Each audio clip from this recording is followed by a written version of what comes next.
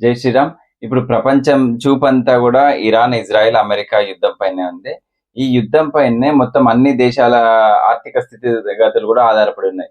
ఇప్పుడు for example Bangladesh తీసుకుంటే, బంగ్లాదేశ్‌లో ఫ్యూయల్ క్రైసిస్ వచ్చేసింది. అక్కడ 4 గంటలు నిలబడాల్సొస్తుంది. అండ్ అక్కడ మనలాగా పెట్రోల్ బంకుల్లో 1 కిలోమీటర్‌కి ఒకటి ఉండవు కాబట్టి, వాళ్ళు ఆల్‌మోస్ట్ 8 కిలోమీటర్స్ ఒక బంకుకు 10 కిలోమీటర్ల దూరం ఉంటది. అట్లా 8 కిలోమీటర్స్‌కి వెయిట్ చేయాల్సొస్తుంది. 8 కిలోమీటర్స్ లైన్ ఉంటుంది. అండ్ 4-5 అవర్స్ పడుతుంది. అండ్ అక్కడ కూడా రేషన్ లాగా ఇది టూ వీలర్‌కైతే రూ. 200 అండ్ ఫోర్ వీలర్ అయితే రూ. 1000 ఇస్తున్నారు. రూ. 1000 ఫ్యూయల్ ఇస్తున్నారు. అక్కడ ఇప్పుడు స్కూల్లు, కాలేజెస్ అన్నిటికి కూడా హాలిడేస్ ఇచ్చిర్రు. అండ్ వాళ్ళది రంజాన్ ఉంది కాబట్టి 2 పనుల పని అయిపోతాయన్నట్టు హాలిడేస్ ఇచ్చారు. అంటే ట్రాన్స్‌పోర్ట్ తగ్గించడానికి అండ్ ఫ్యూయల్ కన్జంప్షన్ కూడా తగ్గించడానికి అని చెప్పేసి హాలిడేస్ ఇచ్చేసిర్రు అక్కడ. మనం క్రూడ్ ఆయిల్ గురించి లాస్ట్ వీడియోలో చెప్పుకున్నాము. సేమ్ యాజ్ ఇట్ ఈస్‌గా 15 రోజుల నుంచి ఇప్పటికి డబుల్ అయింది. రూ. 100 ఇప్పుడు ఆల్మోస్ట్ అప్పుడు ఎంత $60 ఉండే. ఇప్పుడు $120 దాకా వచ్చేసింది. ఏది 15 డేస్‌లోనే. సో మనం కూడా సాధ్యమైనంత వరకు తక్కువ ఫ్యూయల్ వాడుకుందాము.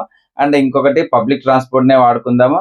అండ్ అవసరం అయితేనే బయట తిరగండి. ఎండాకాలం కాబట్టి సప్పుడేక హాయిగా తిని ఇంట్లోనే పడుకోండి. కొందరు అమాయకులు వాళ్ళు తెలిసి తెలియక మాట్లాడతారో అర్థం కాదు గానీ, మన జీడీపీ వచ్చేసి బంగ్లాదేశ్ జీడీపీ కంటే కూడా తక్కువ ఉంది అని చెప్తుంటారు.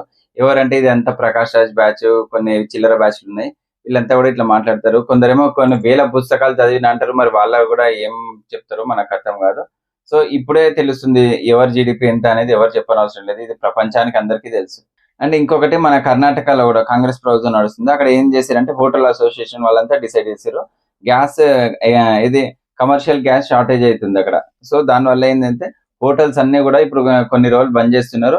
సో బయట తినే వాళ్ళు ఇప్పుడు ఎవరు తినలేరు. సో అందరూ కూడా మీ ఇంటి ఫుడ్, మీ అమ్మ చేసిన వంట, మీ అమ్మ చేతి వంట అండ్ మీ భార్య వంట తప్పకుండా తినాల్సిందే. మీకు ఇష్టం ఉన్నా లేకపోయినా మీరు తినాల్సిందే. జై శ్రీరామ్.